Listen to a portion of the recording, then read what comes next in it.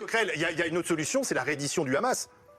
Il y a une autre solution, c'est qu'Israël respecte les résolutions de l'ONU, arrête la colonisation en Cisjordanie, arrête de bombarder Gaza. Éric Coquerel remet en place le plateau de BFM TV sur la propagande de l'occupation israélienne relayée dans certaines chaînes d'information.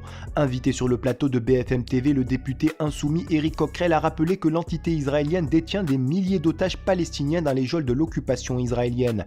Des otages appelés prisonniers par le gouvernement d'extrême droite de l'occupation, qui font l'objet d'aucune poursuite judiciaire, sans droit à un avocat, et pire encore, une privation de liberté à durée indéterminée.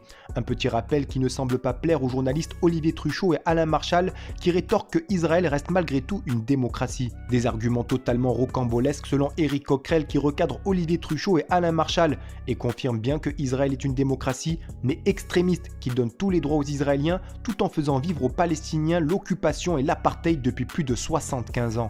Aujourd'hui, en tant qu'élu de la nation, député, vous pouvez lancer un appel au FPLP, demander la libération des otages, Éric Coquerel. Mais l'appel, c'est pas plus au FPLP. Moi, je fais un appel pour qu'il y ait un cessez-le-feu définitif pour faire en sorte de cesser les bombardements qui ont fait plus de 14 000 morts en Palestine et qu'on arrive à des négociations de paix sur la base de 2 États et un État notamment pour les Palestiniens parce que c'est un conflit géopolitique. Dans ce cadre-là, ce que je remarque, c'est que nous demandions qu'il y ait un cessez-le-feu qui inclut la libération des otages. Là, pour l'instant, on est sur une trêve qui inclut effectivement une libération des otages. J'en suis satisfait et je suis d'autant plus satisfait qu'en même temps, il y a des femmes et enfants qui sortent des prisons israéliennes où, à mon avis, pour une grande part d'entre eux, ils n'avaient rien à y faire puisqu'ils n'avaient même pas été jugés. Je vous rappelle, c'est des jugements de tribunaux militaires sans qu'on passe par la case justice. Non, mais quand vous parlez de cessez-le-feu, c'est-à-dire qu'on peut faire un cessez-le-feu avec le Hamas. Il faut au moins. Écoutez, moi je préfère.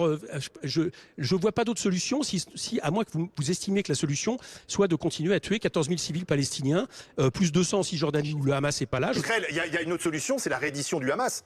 Il y a une autre solution, c'est qu'Israël respecte les résolutions de l'ONU, arrête la colonisation en Cisjordanie, arrête de bombarder Gaza, parce que j'ai cru comprendre qu'il comptait recommencer dans 2 jours à rebombarder Gaza, y compris toute la bande de Gaza, et cesse le projet de M. Netanyahou, là je parle de son projet, qui est de faire en sorte que les entités Gaza et Cisjordanie deviennent des entités israéliennes contre toutes les résolutions de l'ONU. Donc vous voyez, moi je propose que ces solutions soient aussi retenues, parce que vous avez compris, je ne crois pas que dans cette histoire, on est d'un côté le bien qui serait Israël, le gouvernement israélien, et le mal qui serait le Hamas. Je pense que c'est plus compliqué du fait de la au même plan d'égalité. Mais c'est le mal. Le Hamas, c'est pas le mal. Mais c'est le mal au niveau de son idéologie, tout comme certains partis d'extrême droite suprématistes et racistes, et vous le savez, dont certains qui étaient parmi les instigateurs du meurtre de Rabin, qui sont au gouvernement Netanyahou, ne valent pas mieux. Donc de ce point de vue-là, je peux vous renvoyer ce genre d'analyse. Moi, Israël est une démocratie. Vous savez, Israël est certes une démocratie, mais pas pour les Palestiniens. Donc le Hamas, pour les Palestiniens, c'est pas une démocratie. Non, mais je vous dis, pour les Palestiniens, c'est pas vraiment une démocratie. C'est un État colonial qui pratique une politique coloniale contre toutes les résolutions de l'ONU. Donc ça dépend d'où on se place. Bon, vous avez choisi manifestement de vous placer d'un côté de l'échiquier. Merci Éric Coquerel, président de la commission des finances à l'Assemblée nationale, député France Insoumise. Merci d'avoir été en direct avec nous du Palais Bourbon.